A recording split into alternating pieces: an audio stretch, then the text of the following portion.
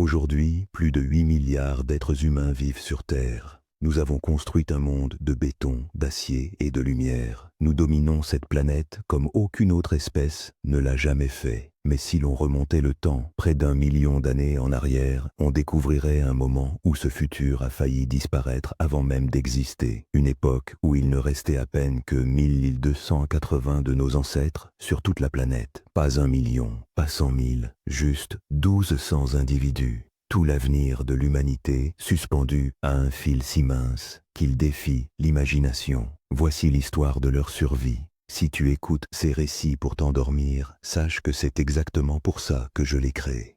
Les histoires de nos ancêtres sont les plus grandes épopées jamais racontées. Alors, abonne-toi peut-être et dis-moi où tu te trouves et quelle heure il est. C'est un rappel de la tribu mondiale que nous sommes devenus. Avant de voyager dans ce passé lointain, un monde à la fois paradisiaque et dangereux, assure-toi de cliquer sur le bouton d'abonnement. Tu ne veux pas manquer ce qui est arrivé au premier d'entre nous. Imagine la scène. Nous sommes il y a 930 000 ans. Le soleil africain réchauffe une vallée luxuriante, traversée par un large fleuve qui coule toute l'année. C'est un monde d'abondance incroyable. Des savanes immenses s'étendent à perte de vue, parsemées d'acacias et grouillantes de vie. Des troupeaux d'éléphants aux défenses droites, de hautes girafes et des milliers d'herbivores puissants paissent paisiblement. Dans l'ombre, des tigres à dents de sabre et de gigantesques hyènes observent, attendant leur heure. Ce monde est un paradis, mais un paradis armé de crocs. Et au cœur de ce paysage, vivant dans un petit campement de huttes, simple et solide, au bord du fleuve, se trouve la tribu du fleuve. Ce sont nos ancêtres, pas encore des Homo sapiens, mais probablement leurs prédécesseurs directs, peut-être Homo heidelbergensis. Ce sont des hommes et des femmes grands, puissants, avec un cerveau développé et un regard curieux, intelligent. Ils ne sont qu'une trentaine, mais ils règnent sans partage sur cette vallée. Voici Kael, un jeune homme dans la force de l'âge. C'est le meilleur chasseur de la tribu. Son corps est sec, musclé, et ses yeux savent lire le paysage comme une carte. Il porte une lourde lance taillée dans le bois et une hache en pierre, des outils perfectionnés par son peuple depuis 1 million d'années. Et voici Elara, une femme dont la sagesse vaut autant que la force d'un chasseur. Ses mains portent les traces de la connaissance des plantes, racines et baies. Elle est la mémoire de la tribu, celle qui apprend aux enfants quelles feuilles soignent une blessure et quelles racines nourrissent quand la chasse échoue. Elle est la compagne de Kael, et ensemble, ils représentent l'avenir de leur peuple. Leur vie suit un rythme fait de survie et de communauté. Kael et quelques chasseurs avancent en silence dans les hautes herbes, communiquant par gestes et petits sons discrets. Ils traquent une grande antilope. Leurs mouvements forment une danse intelligente et coordonnée. D'un assaut soudain et puissant, ils dirigent leur proie vers le fleuve, une stratégie héritée de générations entières. La chasse est brutale, dangereuse, mais réussie. Ils rapportent de la viande au campement, source de fête et de sécurité. Pendant ce temps, Elara conduit les femmes et les enfants le long du fleuve. Elle leur montre comment déterrer les tubercules enfouis profondément, une réserve fiable d'énergie. Elle leur indique les baies mûres et les feuilles capables de calmer une fièvre. Ici, il n'y a pas de désespoir. La terre donne, et leur savoir leur permet d'en recevoir les cadeaux.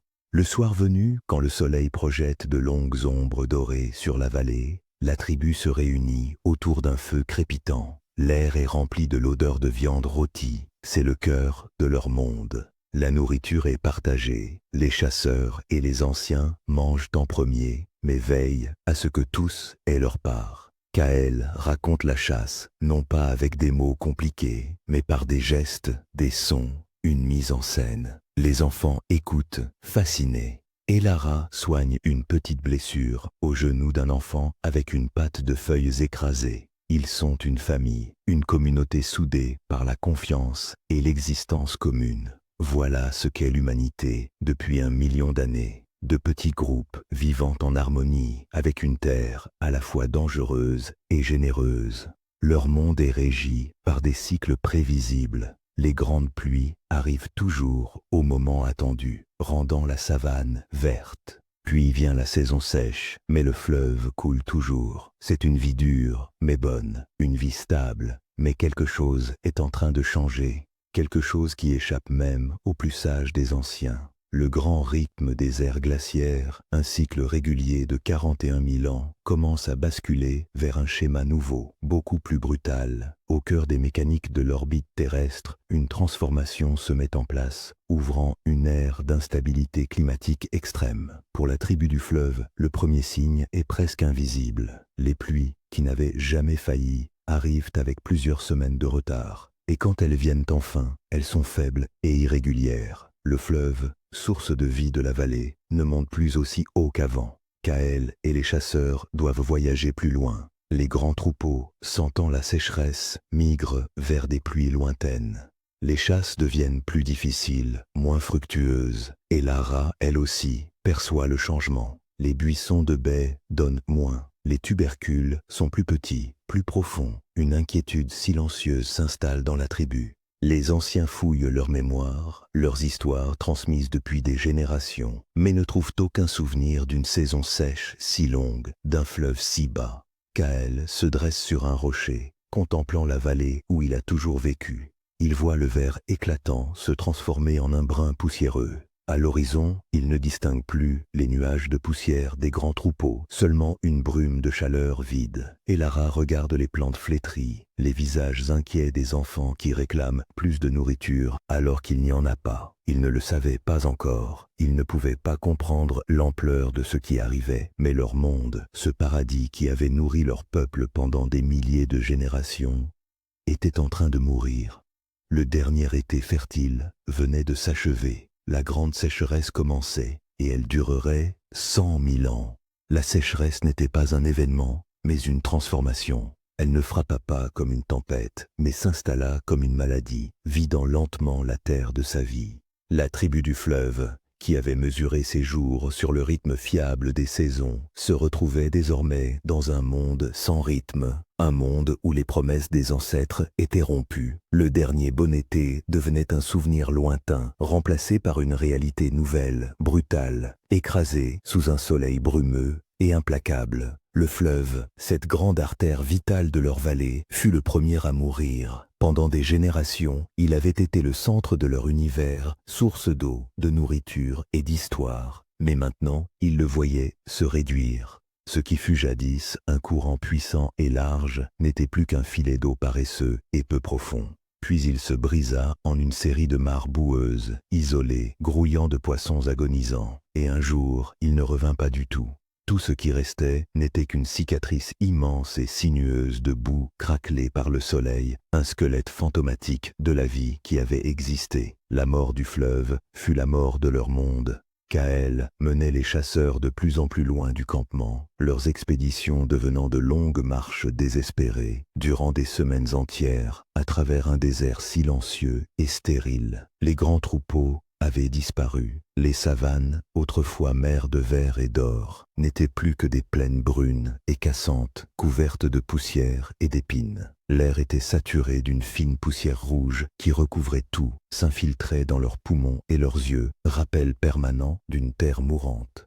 Kael, dont l'identité reposait sur son talent de chasseur, revenait désormais les mains vides, avec pour seul récit celui du vide. Il découvrait parfois les os blanchis d'un éléphant géant, ses défenses pointées vers un ciel sans eau. D'autres fois, il suivait une piste pendant des jours, pour trouver, à la fin, un troupeau entier effondré de soif. Cet échec pesait lourd sur ses épaules. Il le voyait dans les yeux de sa tribu, dans les visages émaciés des enfants. Il était un pourvoyeur dans un monde qui ne donnait plus rien. Le monde d'Elara rétrécissait avec les plantes mourantes. Son immense savoir des richesses de la vallée devenait une source de douleur. Elle savait où devaient pousser les baies les plus sucrées, mais ne trouvait plus que des épines sèches. Elle connaissait les lieux secrets où se cachaient les racines les plus nourrissantes, mais le sol était désormais dur comme la pierre, et les plantes s'étaient retirées loin loin, hors de sa portée. Les pleurs des enfants affamés étaient devenus le bruit constant du camp, et Lara broyait ce qu'elle trouvait encore, racines dures et amères, graines sèches, écorces,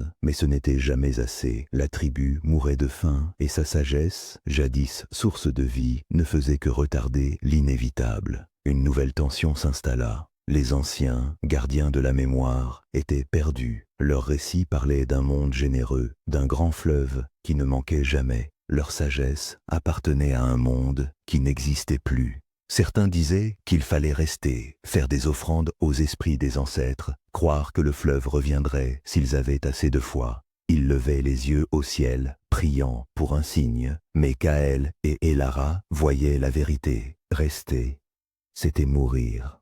Ils étaient encore assez jeunes pour comprendre que le monde avait changé et que les anciennes règles ne servaient plus. Un choix s'imposait, le plus terrible qu'un peuple puisse faire, abandonner sa maison. La décision de partir fut un deuil. Cette vallée n'était pas seulement un lieu de vie, c'était leur identité. Le grand rocher où les premiers chasseurs avaient abattu une proie, l'arbre ancien sous lequel des générations d'enfants étaient nés, la berge où reposaient leurs ancêtres, tout cela devait être laissé derrière eux. Ils n'abandonnaient pas seulement un lieu, ils abandonnaient une part d'eux-mêmes. Un matin, le petit groupe amoindri tourna le dos au squelette de leurs habitations et se mit en marche. Une ligne vacillante d'une vingtaine de silhouettes, avançant dans un paysage immense et hostile, devenus des réfugiés sur leur propre planète. Le voyage fut un filtre impitoyable. Le monde, au-delà de leur vallée, était pire encore qu'ils ne l'avaient craint. Un désert de roches et de poussière, ponctué par les vestiges d'anciennes forêts mortes. Le soleil était un ennemi physique, frappant avec une fureur qu'ils n'avaient jamais connue. La soif devint la seule obsession. Ils apprirent à suivre les lits de rivières asséchés, creusant frénétiquement dans le sable pour quelques gorgées boueuses. La faim ne les quittait pas non plus. Les chasseurs, jadis fiers pourvoyeurs de viande, n'étaient plus que des charognards. Ils poursuivaient des lézards, déterraient des insectes, luttaient contre de grandes hyènes pour les restes d'une carcasse. Chaque lever de soleil posait la même question. Survivraient-ils un jour de plus ? Le voyage brisa les plus fragiles. Le plus vieil ancien, dépositaire des histoires les plus anciennes, fut le premier à tomber. Un après-midi, il s'assit et refusa de continuer, ses yeux tournés vers une maison qui n'existait plus. Ils durent le laisser, cruel mais nécessaire. Une petite fille, affaiblie par la faim, succomba à une fièvre. Sa mère la serra une journée entière, refusant de la lâcher jusqu'à ce que Kaël doive doucement l'éloigner. Les Airedale 280 survivants ne sont pas qu'une statistique. C'est l'histoire d'un million de drames semblables, de familles et de tribus réduites, une âme après l'autre. Leur culture elle-même était sacrifiée sur le chemin. Les feux du soir n'étaient plus que de petites flammes pratiques pour se réchauffer la nuit glaciale du désert. Plus de récits, plus de rires. L'espoir était devenu une ressource plus rare que l'eau. Après des semaines d'errance, la tribu n'était plus qu'une ombre d'elle-même, fantôme d'un peuple jadis fier et fort. Kaël, lors d'une ultime expédition désespérée, gravit une crête rocheuse, son corps épuisé criant grâce. Il avait mené les siens dans ce désert vide, et il les avait trahis. Devant lui s'étendait l'infini marron et rouge, une terre morte sous un ciel mort. C'était la fin. Il s'allongea sur la crête poussiéreuse, prêt à rejoindre les esprits de ses ancêtres. Mais à l'aube, la première lumière du jour illumina quelque chose au loin. Une ligne sombre, à l'horizon, une ombre profonde, immobile, une immense fracture dans le monde. C'était un canyon, un lieu inconnu, plein de dangers peut-être, mais aussi un lieu d'ombre, où l'eau pouvait encore se cacher. Pour les derniers survivants de la tribu du fleuve, ce canyon serait soit un tombeau, soit un berceau. C'était le seul choix qui leur restait. Pour les derniers membres affamés de la tribu de la rivière, ce n'était qu'un mirage, un jeu de lumière aperçu par un homme désespéré sur une crête désertique. Kaël, brisé par la soif et l'épuisement, avait vu une ligne sombre à l'horizon, un canyon, une fissure dans ce monde mort. Il rapporta cette vision à son peuple, sa voix rauque décrivant une dernière chance. C'était suffisant. Dans un ultime élan de volonté, la poignée de survivants, moins de 15, se remit debout. et marcha vers l'ombre, en route vers un berceau ou un tombeau. Le voyage dura encore 2 jours, sous un ciel couleur de rouille. Le paysage n'était qu'un enfer monotone de roches et de poussière, jonché d'ossements d'animaux moins chanceux qu'eux. Mais en approchant de la ligne sombre, quelque chose changea. L'air avait une nuance différente, toujours chaud, mais moins écrasant, comme si une fraîcheur légère montait du sol. Puis ils la virent, un arbre tordu, accroché à la vie au bord du gouffre. Le premier arbre vivant qu'ils voyaient depuis ce qui leur semblait une éternité. C'était un signe. La descente dans le canyon fut comme l'entrée dans un autre monde. Les hautes parois rouges les protégeaient du soleil brûlant et du vent chargé de poussière. La température baissait à chaque pas. Le silence oppressant du désert fit place à un autre son, l'écho de leurs pas et un murmure musical. Ils suivirent ce son, accélérant, le cœur battant d'une émotion oubliée depuis longtemps. Puis ils le trouvèrent dans une alcôve, au fond du canyon. Une source jaillissait d'une fissure dans la roche, alimentant un bassin d'eau claire. Ce fut un moment de salut pur et écrasant. Les survivants tombèrent à genoux au bord de l'eau, pleurant de joie. Ils plongèrent leur visage dans l'eau fraîche, buvant jusqu'à en avoir mal au ventre. Les enfants, qui n'avaient connu que la soif et la poussière, riaient et s'éclaboussaient, leur voix résonnant entre les parois. C'était le son du retour à la vie. Pour la première fois depuis des mois, ils ne mouraient plus. Ils vivaient. Ce canyon caché, cet oasis secret au milieu d'un cimetière planétaire, devenait leur refuge, leur nouveau foyer. Les jours suivants, ils explorèrent ce monde réduit. Le canyon n'était pas le paradis perdu, mais un petit écosystème fermé avec ses propres règles.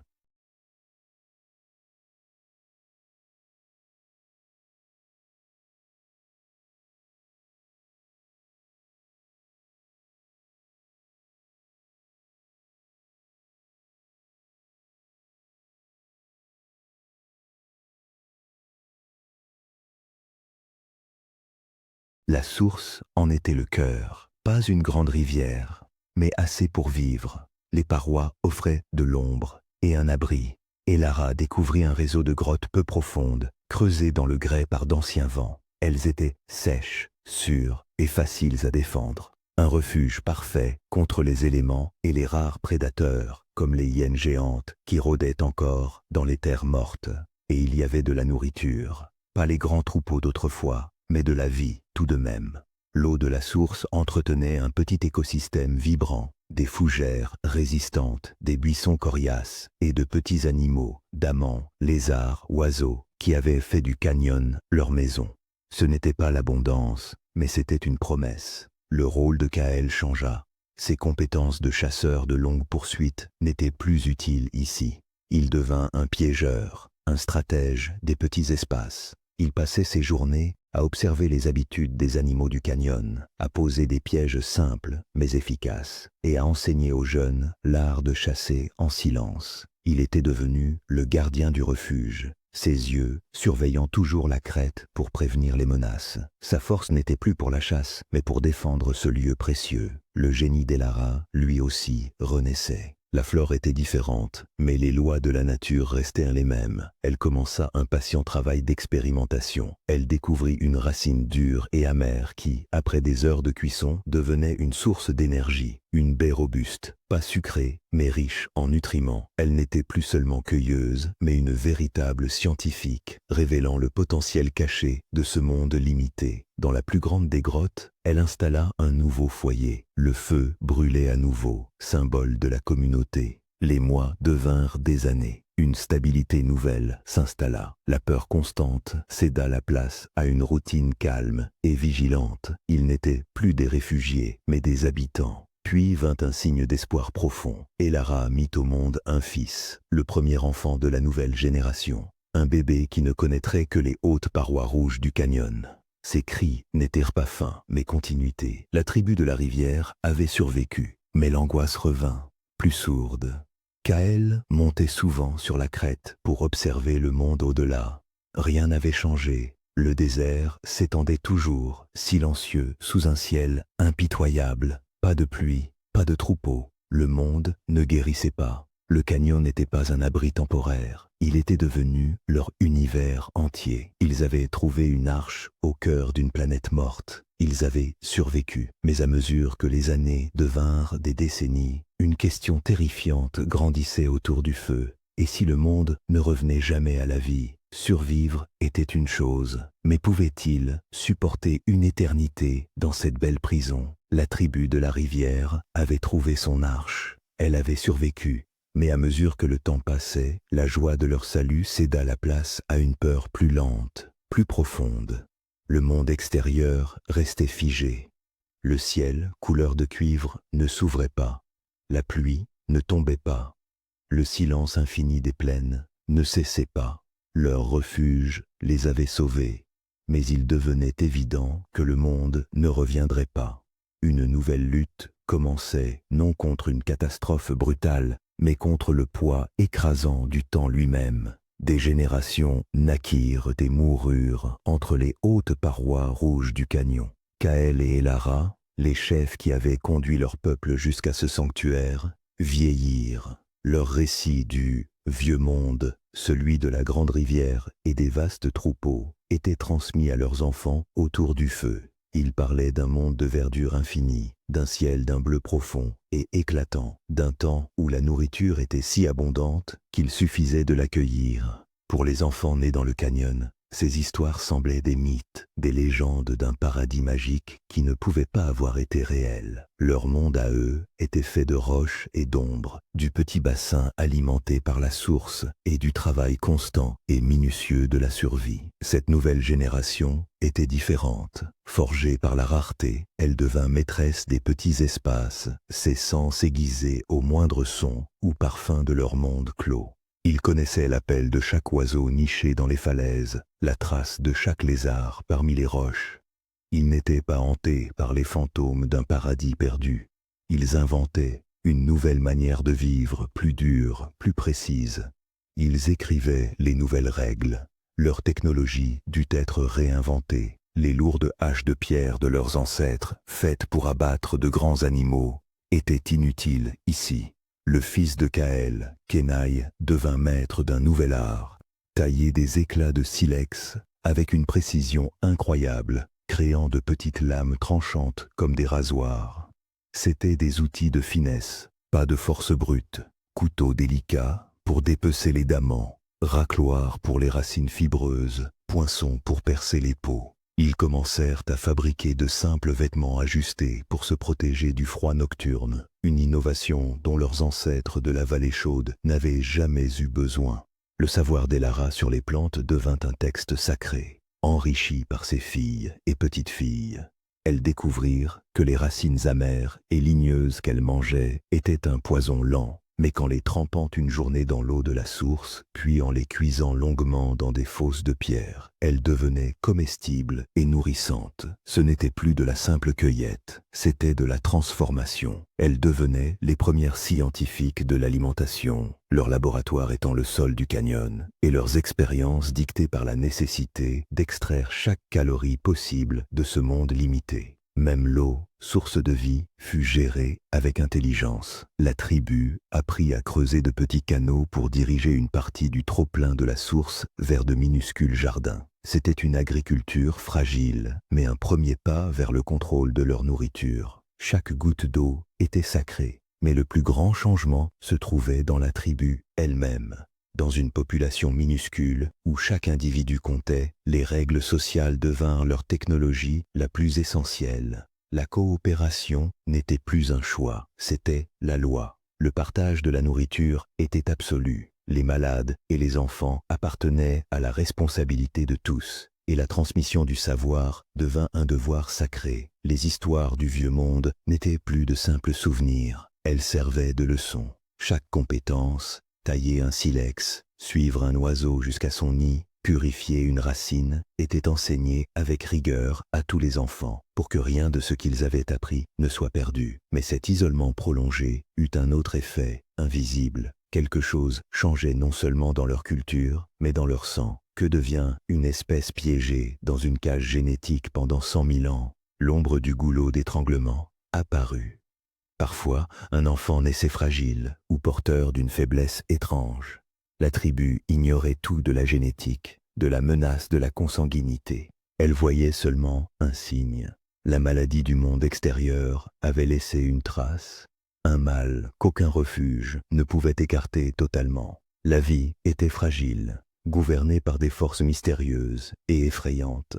Ils avaient appris à survivre. Ils avaient créé de nouvelles règles pour un monde brisé, une culture de coopération totale et de savoir méticuleux. Ils avaient adapté leur technologie, leur nourriture, leur société à cette prison magnifique. Mais le plus grand changement restait à venir. Il ne viendrait pas d'une invention, mais de l'intérieur de leur propre corps. Un accident biologique, une mutation aléatoire chez un seul enfant, allait modifier le plan même de l'humanité et, dans le creuset de ce canyon isolé, préparer l'avenir de l'espèce entière.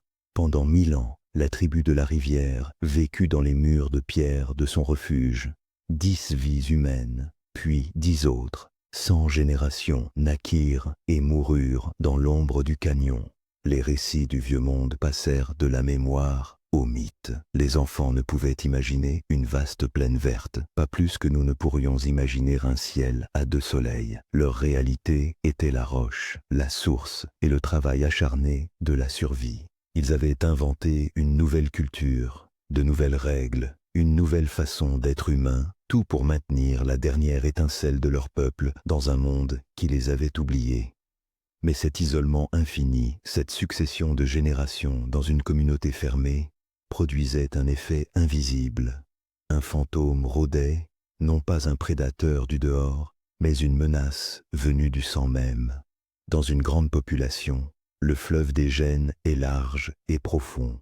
Mais pour la tribu de la rivière et pour les rares autres poches de survivants, ce fleuve était devenu un ruisseau étroit et fragile. Et dans cette cage génétique, quelque chose se produisit qui allait changer l'avenir de notre espèce à jamais. L'histoire se concentre alors sur une nouvelle naissance, bien des générations après Kael et Elara. Une jeune femme, Lyra, mit au monde un fils, Tarak. Il naquit en bonne santé, un moment de joie, dans un monde où chaque vie nouvelle était une victoire contre le silence. Mais en grandissant, la sage de la tribu, descendante de la lignée d'Elara, remarqua quelque chose d'étrange. Tarak semblait doté d'une résilience inhabituelle. Il survécut à une fièvre mortelle pour d'autres. Il guérit d'une blessure avec une rapidité étonnante. Il portait en lui une vitalité singulière, comme si une force invisible l'habitait. La tribu n'avait aucun moyen d'expliquer cela. Pour elle, c'était une bénédiction des esprits des ancêtres, un signe que leur longue épreuve toucherait peut-être à sa fin. Ils virent en Tarak l'enfant de l'espoir. Ils avaient raison, mais la source de sa force n'était pas une bénédiction venue du ciel. C'était un simple accident, né au plus profond de ses cellules. Un événement génétique d'une rareté extrême qui ne s'est produit que quelques fois dans toute l'histoire de la vie. Chez cet enfant, Tarak, né dans une petite population, isolée au bord de l'extinction, 2 chromosomes ancestraux, séparés depuis des millions d'années d'évolution, se sont soudés. Ils ont simplement fusionné, comme si l'on prenait 2 chapitres d'un vieux livre et qu'à cause d'une erreur d'impression, ils étaient reliés en un seul. L'histoire restait la même, mais la structure du livre changeait à jamais. C'est cet infime accident qui explique pourquoi nous, les humains modernes, avons 46 chromosomes. Tandis que nos plus proches cousins vivants, les chimpanzés et les gorilles, en ont 48. La preuve de cette fusion ancienne est une cicatrice que chacun des 8 milliards d'êtres humains porte aujourd'hui dans son ADN. Dans une grande population de millions d'individus, une mutation de ce genre aurait sans doute disparu en quelques générations. Mais dans une tribu réduite à quelques dizaines de personnes, à une époque où l'humanité entière ne dépassait guère 1000 individus, les règles de la génétique sont différentes. L'évolution s'accélère. Tarak, doté de cette force nouvelle, grandit en homme solide et respecté. Il devint un grand pourvoyeur pour sa tribu, ses compétences amplifiées par cette vitalité étrange. Il eut de nombreux enfants, et ces enfants, héritant de ce chromosome fusionné, étaient eux aussi robustes. Peu à peu, ils survécurent mieux que les autres. Au fil des générations, un changement silencieux transforma la tribu de la rivière. La descendance de Tarak prospéra. Elle eut plus d'enfants qui survivaient, et ceux-ci en eurent à leur tour. Lentement, sans conquête ni guerre, l'accident génétique se répandit, simple fruit du succès, jusqu'au jour où chaque membre de la tribu portait cette même signature moléculaire. La tribu avait été refaçonnée de l'intérieur. Sans le savoir, ils étaient devenus les premiers représentants d'une nouvelle humanité. Aujourd'hui, les scientifiques peuvent observer notre propre ADN et voir avec une clarté incroyable la trace de cet événement. Dans notre chromosome 2, le deuxième plus grand, on distingue l'endroit exact de la fusion. En plein milieu, là où il ne devrait rien y avoir, se trouvent les restes silencieux de télomères, ces capuchons normalement présents seulement aux extrémités des chromosomes. Comme les marques de soudure sur deux poutres d'acier massives, ce sont les preuves médico-légales du plus important événement génétique de toute l'histoire humaine, conservé dans nos cellules depuis 900 000 ans. Mais était-ce seulement un accident chanceux? Ou bien cette fusion a-t-elle réellement aidé nos ancêtres à survivre? Certains scientifiques pensent que oui. L'endroit précis de la fusion se situe près de gènes essentiels au développement et au fonctionnement du cerveau. Il est possible, voire probable, que cette fusion ait modifié la manière dont ces gènes étaient régulés. Peut-être fut-ce le déclencheur qui ouvrit un nouveau potentiel pour l'esprit humain. Dans le canyon, les descendants de Tarak n'étaient pas seulement plus résistants, ils devenaient aussi plus inventifs. Ce sont eux qui perfectionnèrent les petits outils, qui découvrirent de nouvelles façons de stocker la nourriture pendant les saisons sèches. Le goulet d'étranglement génétique était comme une marmite sous pression.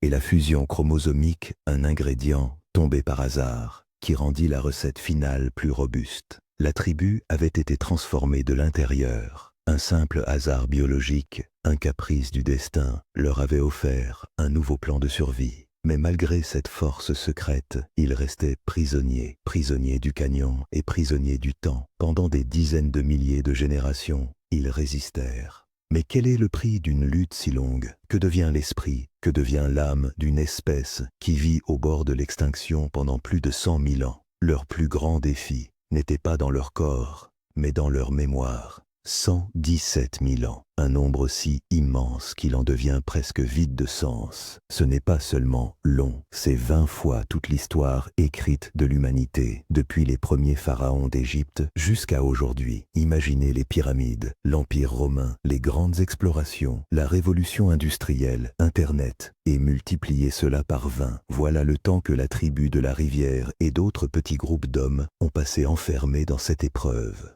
Les générations s'effaçaient comme des couches de sable. Les histoires de l'ancien monde, les épopées de Kael et d'Elara étaient devenues des mythes. Elles se racontaient au coin du feu, récitées avec une précision sacrée, mais leur sens disparaissait peu à peu. Les enfants n'arrivaient plus à imaginer un monde avec une grande rivière ou d'immenses troupeaux d'animaux géants. La vallée d'origine n'était plus qu'une légende, un paradis perdu, un temps des rêves où le monde était jeune et généreux.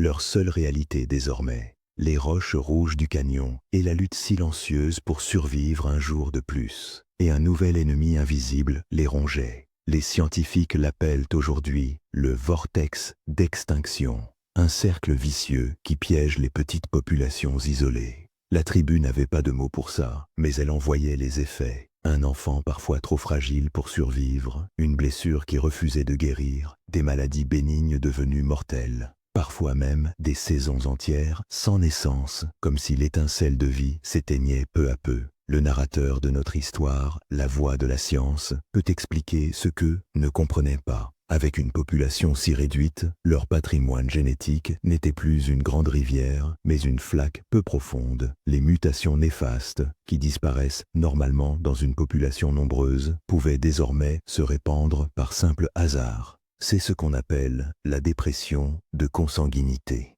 Elle épuise la vitalité d'un groupe, réduit la fertilité, affaiblit le système immunitaire et rend chaque vie plus fragile.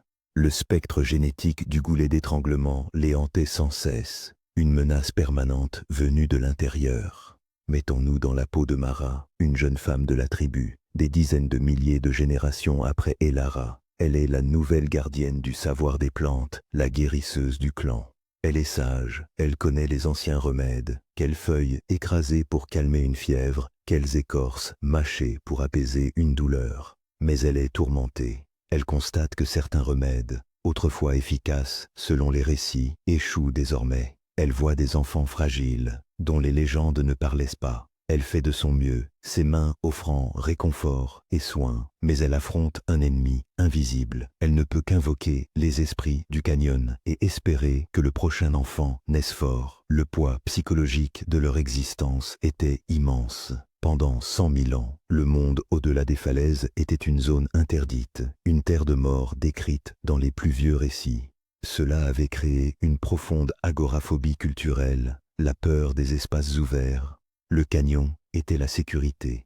Le dehors, c'était l'oubli. Cette peur, essentielle à leur survie, les enfermait aussi, limitant leurs ressources et leur avenir. Dans une tribu de quelques dizaines, chaque perte était une tragédie. La mort d'un artisan habile signifiait moins d'outils. La perte d'un ancien effaçait une bibliothèque de savoir. La mort d'une jeune femme était une blessure pour l'avenir de la tribu. Pas de place pour l'erreur, ni pour la rébellion. Leur survie exigeait une obéissance et une coopération totale. Alors, comment ont-ils brisé le cycle? Si le vortex d'extinction vous tire toujours vers le bas, comment ne pas disparaître? La réponse était dans leur culture. Les règles créées pour surmonter la première crise étaient devenues leur bouclier contre la lente décadence. Leur coopération intense était leur meilleure défense. Ils protégeaient les faibles. Un enfant fragile qui serait mort dans un monde plus compétitif était soutenu par tous, nourri et protégé. Cet acte de compassion avait une conséquence évolutive puissante. Ils conservaient chaque fragment de diversité génétique au sein du groupe. Leur obsession des récits et de la transmission fut leur ligne de vie. Les histoires de Kael et d'Elara n'étaient pas de simples mythes. Elles donnaient identité et but. Ils étaient la tribu de la rivière, ceux qui avaient survécu au grand voyage. Cette mémoire partagée, cette foi en leur propre résilience, leur donnait la volonté de continuer, alors que toute logique aurait dicté leur disparition. Les savoirs transmis n'étaient pas seulement pratiques. Où trouver des racines, comment tailler un outil, c'était aussi une transmission d'espoir. Nous avons survécu autrefois, nous survivrons encore. Mais tout cela restait un équilibre fragile, un face-à-face désespéré avec l'extinction, tenu pendant 100 000 ans. Ils survivaient, mais ne prospéraient pas. Ils retenaient la ligne, mais celle-ci ne pouvait tenir éternellement. Le spectre génétique était toujours là, le poids des générations toujours plus lourd. Ils étaient piégés. Ce dont ils avaient besoin, ce n'était pas d'un nouveau miracle, c'était d'un nouveau monde. Et après un silence presque éternel, la planète commençait, enfin, imperceptiblement, à bouger. La cause venait d'un lent changement cosmique, une variation dans la grande mécanique céleste. L'orbite de la Terre, le léger basculement de son axe, les mêmes forces qui avaient plongé le climat dans une ère glaciale extrême, commençaient à se modifier. Le cycle brutal des glaciations, qui durait 100 000 ans, s'adoucissait peu à peu. Au nord, les immenses calottes glaciaires se retiraient lentement. Ce changement, à des milliers de kilomètres, altérait déjà les régimes climatiques du globe. Le barrage atmosphérique qui bloquait l'humidité en Afrique depuis des millénaires commençait à céder. Les vents changeaient. Pour la tribu de la rivière, le premier signe ne fut pas spectaculaire, ce fut un murmure. Rencontrons Isha, une jeune femme du clan, descendante lointaine de Kael et d'Elara. Elle est éclaireuse, son corps est sec et robuste, ses yeux patients et vigilants. Son univers, c'est le canyon, une carte qu'elle connaît par cœur. Mais un matin, en suivant un petit diamant des rochers près du sommet, elle aperçoit quelque chose d'inattendu à l'horizon. Une tache grise, pas la poussière rouge des tempêtes, mais un gris profond.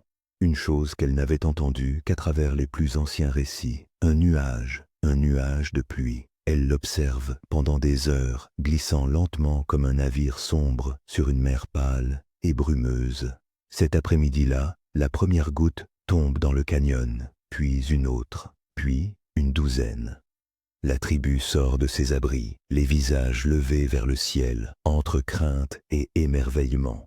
Les enfants, qui n'avaient jamais vu l'eau tomber d'ailleurs que de la source, cherchent des explications auprès de leurs parents.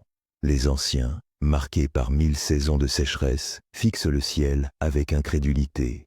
Ce n'est pas une tempête, mais une pluie fine, régulière. Pour eux, c'est un miracle. Ils se tiennent là, laissant l'eau fraîche couler sur leur peau, lavant la poussière de 100 000 ans. C'était la première vraie pluie qu'ils sentaient depuis 4000 générations. Cette pluie unique ne mit pas fin à la sécheresse.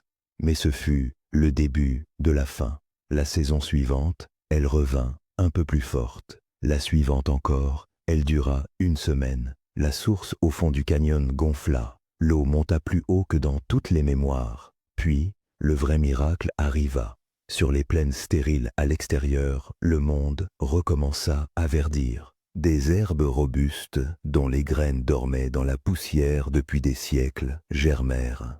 Puis des arbustes résistants apparurent. Pour la première fois depuis une éternité, la couleur de la vie revenait sur ces terres mortes. Avec les plantes vinrent les animaux, d'abord de petits insectes et des lézards, puis à l'horizon, de petits troupeaux d'antilopes, attirés par les nouvelles prairies, commencèrent à apparaître. Isha et les chasseurs les observaient depuis le bord du canyon, le cœur rempli à la fois d'excitation et de terreur. Le monde extérieur reprenait vie, mais cette renaissance apportait une nouvelle crise, plus effrayante encore, une crise de croyance. Depuis 100 000 ans, toute leur culture, toutes leurs histoires et leurs règles reposaient sur une vérité fondamentale. Le canyon, c'est la vie. Le monde extérieur, c'est la mort.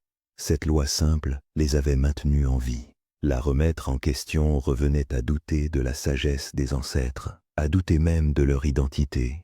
Les anciens de la tribu, gardiens des vieilles traditions, étaient terrifiés. Ils voyaient ce retour de la vie comme un piège. Une illusion cruelle des esprits du désert pour les attirer vers leur perte. Les histoires disent que le monde est mort, répétait un vieillard autour du feu. Le voyage des ancêtres était un avertissement. Sortir, c'est suivre le chemin des fantômes. Ils étaient à la voie du traumatisme collectif, l'incarnation de 100 000 ans de peur. Mais la jeune génération, menée par Isha, voyait autre chose.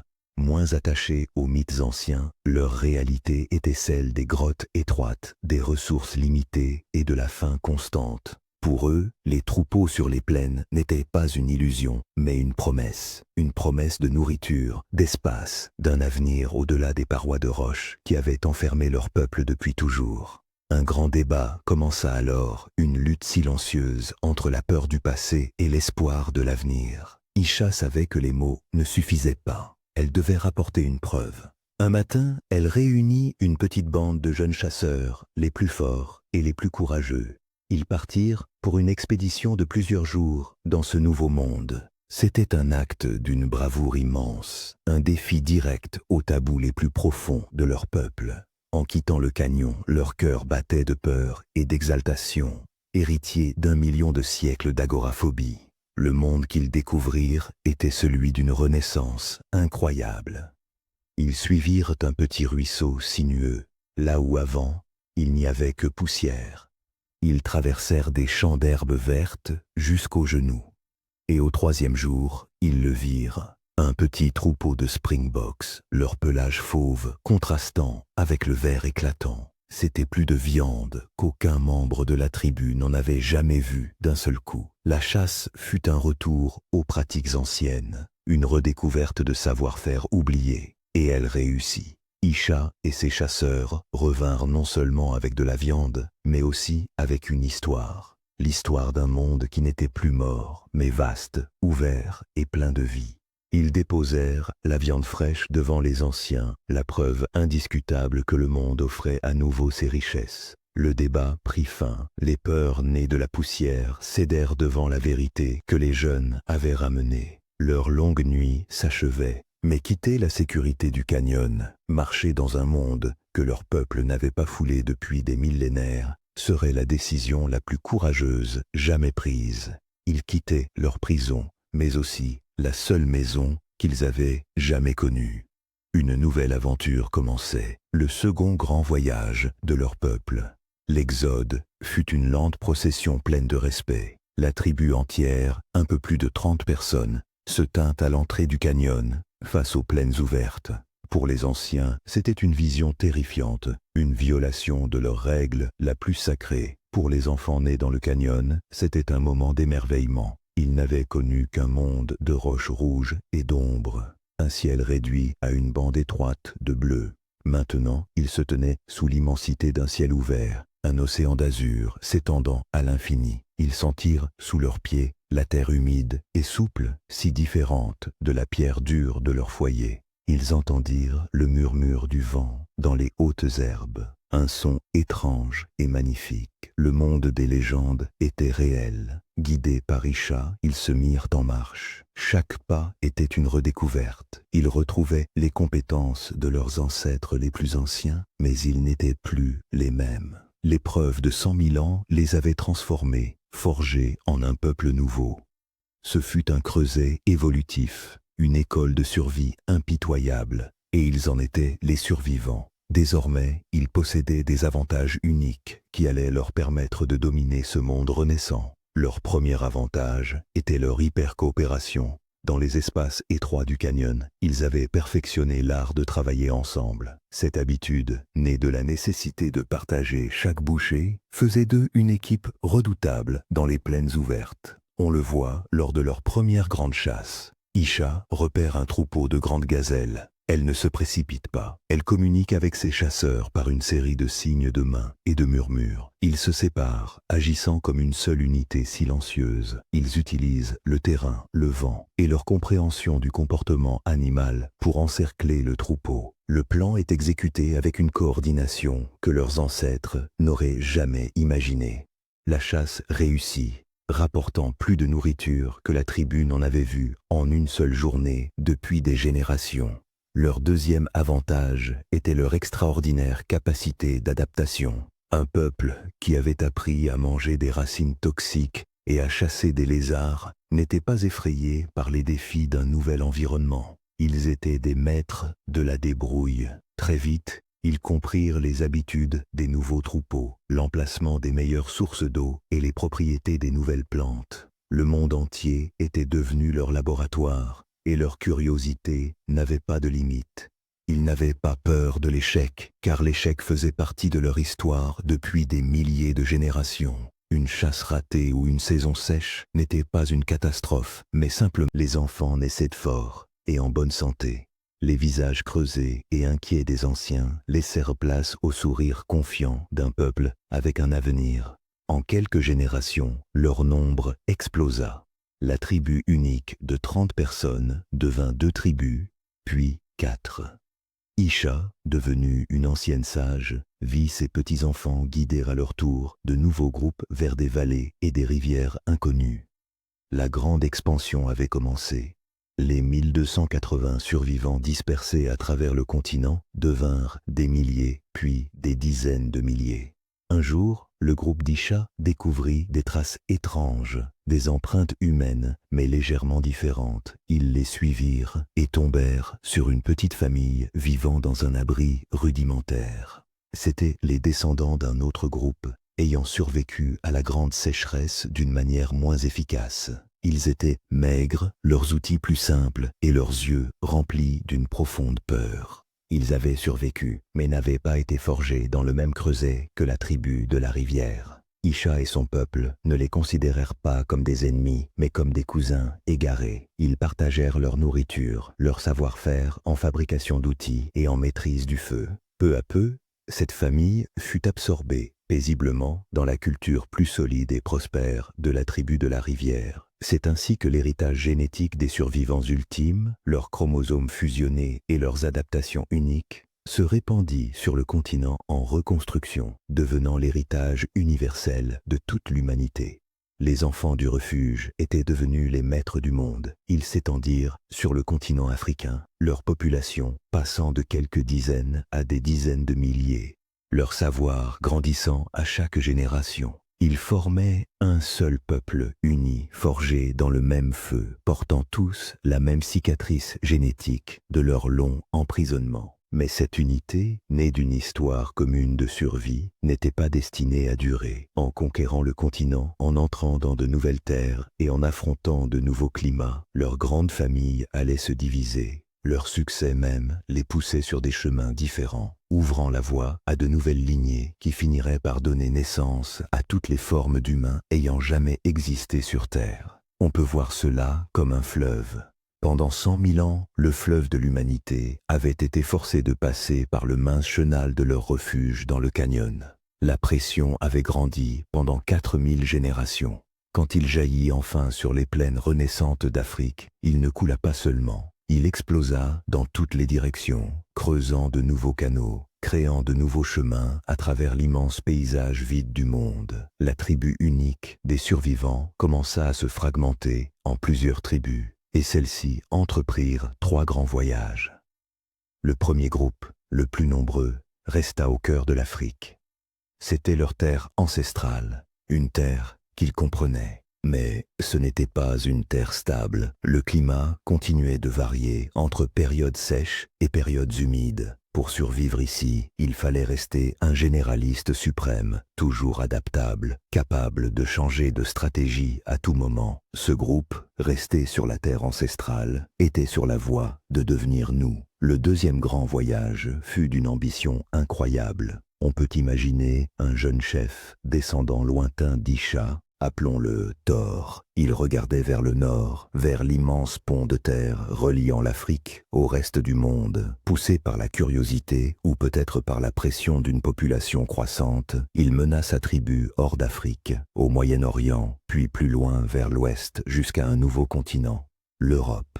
Le monde où entrèrent Thor et les siens était totalement étranger. Un monde d'hiver long et glacial, d'été court et frais. Un monde de forêts denses et d'immenses plaines froides. C'était l'âge de glace, et l'Europe en était le cœur. Tiens, pour survivre ici, le peuple de Thor dut changer ou disparaître. Et ainsi, au fil de milliers de générations, le froid les façonna en une nouvelle humanité. Leurs corps devinrent plus petits, plus trapus, plus robustes, une morphologie idéale pour conserver la chaleur. Leurs nez devinrent larges et grands, comme des fourneaux biologiques, pour réchauffer l'air glacé avant qu'ils n'atteignent leurs poumons. Ils devinrent des chasseurs experts de la grande faune, mammouths laineux, cerfs géants, rhinocéros laineux. Ils étaient en train de devenir les Néandertaliens. Le troisième voyage fut tout aussi courageux. On peut imaginer une femme appelée Léna, contemporaine de Thor, qui regarda le même carrefour, mais choisit de partir vers l'est. Elle mena son peuple à travers les déserts du Moyen-Orient et jusqu'au vaste continent mystérieux de l'Asie. Si l'Europe était un monde de froid, l'Asie était un monde de tout. Un continent de chaînes de montagnes gigantesques, de jungles tropicales denses et de steppes balayées par les vents. À mesure que les descendants de Léna s'étendaient sur ces nouvelles terres, le paysage les modelait. Certains groupes atteignirent le haut plateau tibétain, et au fil des générations, leur corps s'adapta à l'air pauvre en oxygène, un don génétique transmis plus tard aux Tibétains modernes. D'autres, suivant les côtes, devinrent navigateurs, apprenant à parcourir les mers et atteignant les îles d'Asie du Sud-Est. Ce peuple dispersé, adaptable et mystérieux était en train de devenir la troisième grande branche de la famille humaine, les Denisoviens. De retour en Afrique, les ancêtres des Homo sapiens suivaient leur propre chemin unique. Ils n'étaient pas façonnés par la pression glaciale de l'Europe, ni par les paysages variés de l'Asie. Leur véritable défi était l'instabilité. Le climat africain, toujours changeant, était une épreuve évolutive, sans répit. Une seule qualité devenait essentielle, un cerveau plus grand et plus flexible. Leurs outils devinrent plus complexes, plus spécialisés, mais aussi plus beaux. Ils commencèrent à créer des objets sans but pratique, des perles en coquillage, des motifs abstraits gravés sur des morceaux d'ocre. C'était l'aube de la pensée symbolique, de l'art, d'un esprit qui commençait à réfléchir à autre chose qu'à la survie. Leur corps devint plus élancé, parfaitement adapté aux longues marches dans la savane brûlante. Ils devenaient nous. Pendant des centaines de milliers d'années, ces trois espèces humaines évoluèrent chacune dans leur monde, séparées par la distance et le climat. Trois réponses différentes à l'énigme de la survie, toutes issues de la même petite bande de 1280 survivants. Ils étaient cousins, marqués par le même chromosome fusionné, héritage du grand goulet d'étranglement. Mais ils étaient devenus étrangers. Un néandertalien, avec son front lourd et sa stature robuste, aurait semblé aussi différent d'un Homo sapiens gracile qu'un loup d'un lévrier. Tous avaient oublié leur origine commune, ce canyon minuscule où leurs ancêtres avaient frôlé l'extinction. Chacun était désormais maître de son territoire. Les Néandertaliens perfectionnèrent leur Europe natale. Ils développèrent des techniques d'outillage de pierre très avancées, apprirent à fixer des pointes de pierre sur des lances de bois et inventèrent même les premiers cols à base d'écorce de bouleau. Surtout, ils commencèrent à enterrer leurs morts avec soin, signe d'un esprit capable de méditer sur le mystère et la perte. Les Denisoviens, en Asie, s'adaptèrent à des milieux extrêmement variés, des plus hautes montagnes aux îles les plus reculées. Et en Afrique, nos ancêtres directs perfectionnaient l'outil mental qui allait leur permettre de conquérir le monde. Un langage complexe, des réseaux sociaux étendus sur de vastes distances et une capacité inégalée à innover et à s'adapter. Les enfants de la tribu de la rivière avaient conquis l'ancien monde, mais en chemin, ils s'étaient transformés en étrangers les uns pour les autres. Trois espèces humaines, trois expressions différentes de l'humanité, toutes issues d'un même feu, celui d'une extinction évitée de peu. Pourtant, elles n'étaient pas destinées à partager la terre. L'une d'elles, celle forgée dans l'instabilité de l'Afrique, allait entreprendre un dernier et grand voyage. Un voyage qui allait la confronter à ses cousins perdus depuis longtemps et décider, dans un acte final et dramatique, du destin de toute l'humanité. Il y a environ 70 000 ans, un petit groupe de nos ancêtres directs, les Homo sapiens, quitta l'Afrique, animé par le même esprit d'aventure qui avait poussé Thor vers l'Europe et Léna vers l'Asie des centaines de milliers d'années plus tôt. Ils pénétrèrent au Moyen-Orient. Et là, pour la première fois depuis une éternité, ils rencontrèrent leurs cousins. Imaginez ce moment. Un chasseur Homo sapiens gracile, descendant d'Isha, atteint une crête. Dans la vallée, il aperçoit un autre groupe de chasseurs. Ils sont humains, mais différents, plus petits, d'une force immense, avec un front massif et des traits adaptés au froid. C'était une famille de Néandertaliens.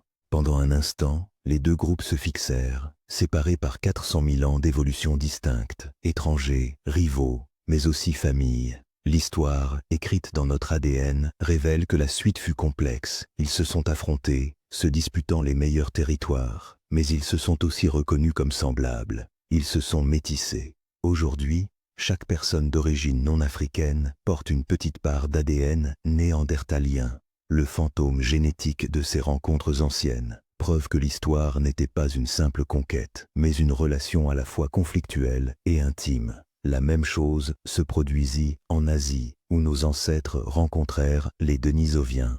Mais pourquoi sommes-nous les seuls à avoir survécu? Pourquoi notre lignée, les Homo sapiens, a-t-elle perduré alors que nos cousins puissants et intelligents ont disparu? La réponse nous ramène au grand goulet d'étranglement, au refuge. Les Néandertaliens avaient été forgés par la rigueur glaciale de l'Europe.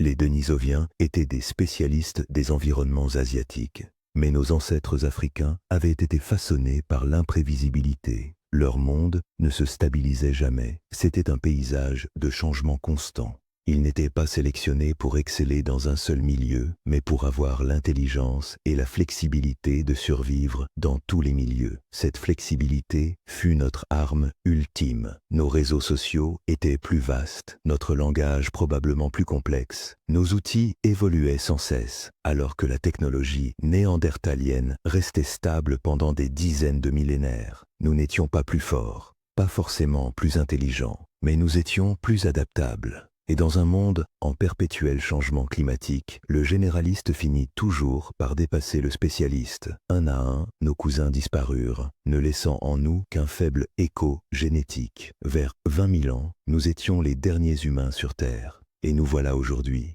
8 milliards. Nous avons bâti des villes qui brillent comme des galaxies capturées, créé des arts qui touchent l'âme, développer des sciences capables de lire l'histoire de notre création dans le code caché de nos cellules. Chacun de nous est un lien direct et ininterrompu avec cette petite tribu désespérée du canyon. L'histoire fictive de la tribu de la rivière est terminée, mais leur véritable histoire vit encore en nous. Ce chromosome fusionné, l'accident génétique apparu chez l'enfant Tarak, est présent dans chacune de vos cellules. C'est la cicatrice permanente de notre survie miraculeuse. Les leçons qu'Elara donnait à ses enfants sur la recherche de nourriture nouvelle, elles sont à la racine de notre créativité, de notre besoin incessant d'innover. La coopération intense que la tribu de Kael avait perfectionnée, c'est le fondement de notre capacité à bâtir des villes, des nations, à travailler ensemble par millions.